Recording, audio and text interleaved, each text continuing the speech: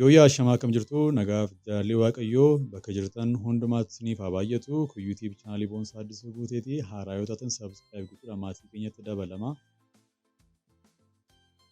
Shaaloom qulqulloota akkam jirtu nagaaf jaalalli waaqayyoo bakka jirtan hundumaatti isiniif haa baay'atu.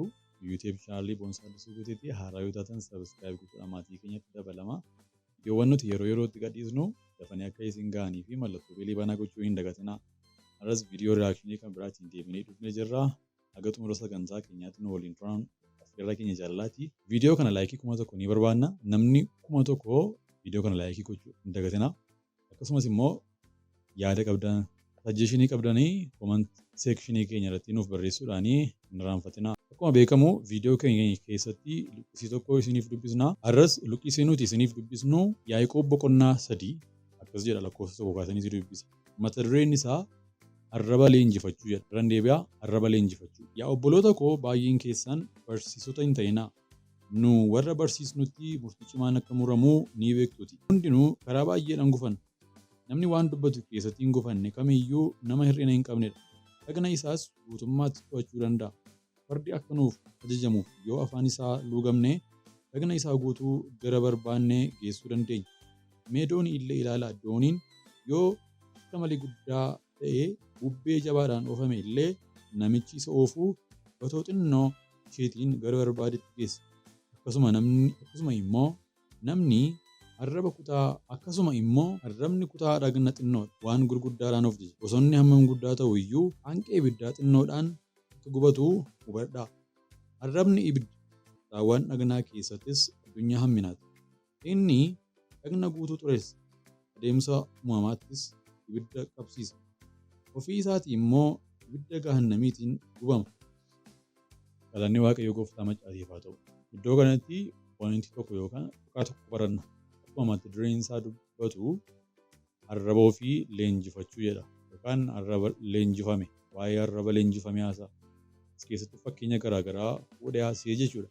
Kanaafiyyuu jireenya keenya keessatti kan eebba fidus, kan abaarsa fidus, kan dubbii nutti fidus, kan nama wajjinis gargar nurraatii fageessus, hojii keenya keessatti kan bu'aa nu argamsiisus, kan nu kisaarsus arraba keenyadha jechuudha.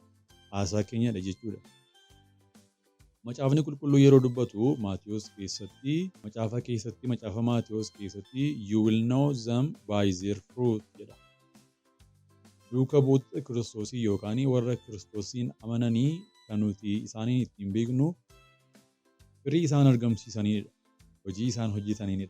Bu'aa isaan buusanidha jechuudha. Daldalaan tokko kan inni bu'aa isaa argatu yookaan daldala cimaadha kan inni jedhamu bu'aa inni ittiin argatedha. Bu'aa inni beekameen, bu'aa inni argateen daldalaa cimaa jedhama. Akkasumas barataan tokko barataa cimaadha kan inni ittiin jedhamu qophii inni argateen barataa cimaa isa jechisiisaa jechuudha.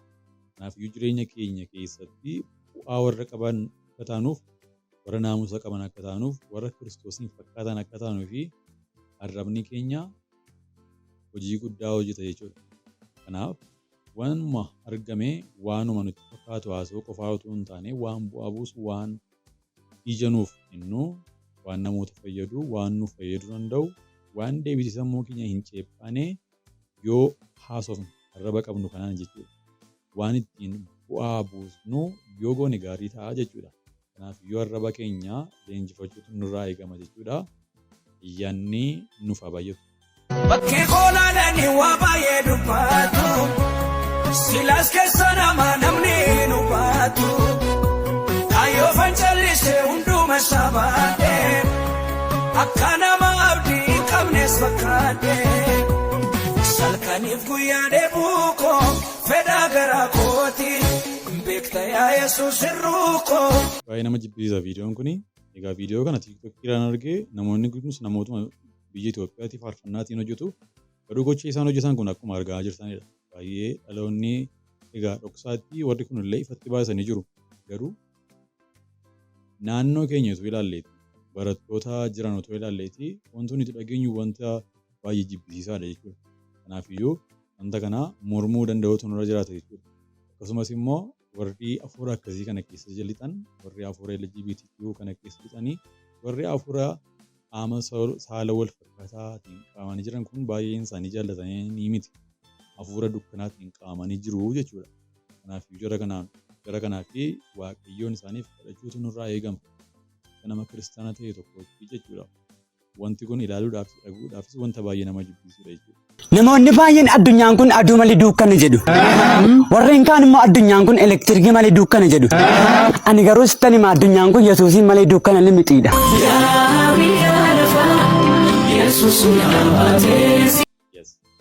Addunyaan kun Yesuusiin malee dukkana limitiidha. Isa dhugaati kun waaqayyo sana eebbisu guys. Yesuus Kiristoos ifa addunyaa kanaati. Nuti akkuma Yesuus Kiristoos ifa addunyaa kana akka taanuu fi aboon nuuf kennameera jechuudha. Lafuma jirutti waa'ee Kiristoosii lallabuu waa'ee Kiristoosiin dubbachuun amala nuuf haa ta'u nuti ambaasaadarota Kiristoos warra biyya lafaarra jiraatanidha waan ta'eef jechuudha. Maal taate dhufte? Eenyutu immoo? Ani biyya lafaati. Solomoonii fi akkasumas fakkaattota isaa wajjin walii gad fudhatamne. Kottu Solomoon. Mee maal si godhe Solomoon? Ana keessa taa'ee dhalatee guddate akka abbaatti akka haaraatti isa guddiseen garuu hojii koo abboominaaf hojjechuu dhiise. Warri kaanis akkasuma kiristaana garuu biyya hundi isaanii akkasuma naaf hin abboomaman. Maaliif akkatti hin gaafadhaa?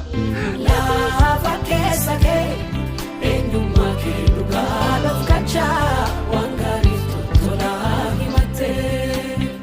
Sobaa jirta mooti? Maali soba? Nama meeqa warra naaf abboome jireenya bareedaa kenneef innis akkuma kana tola jedheetuun abboomamee wanta nu jibbi jedhuutu hojjete akkuma kananii isa eebbisan ture. Solomoon ati maal jettame?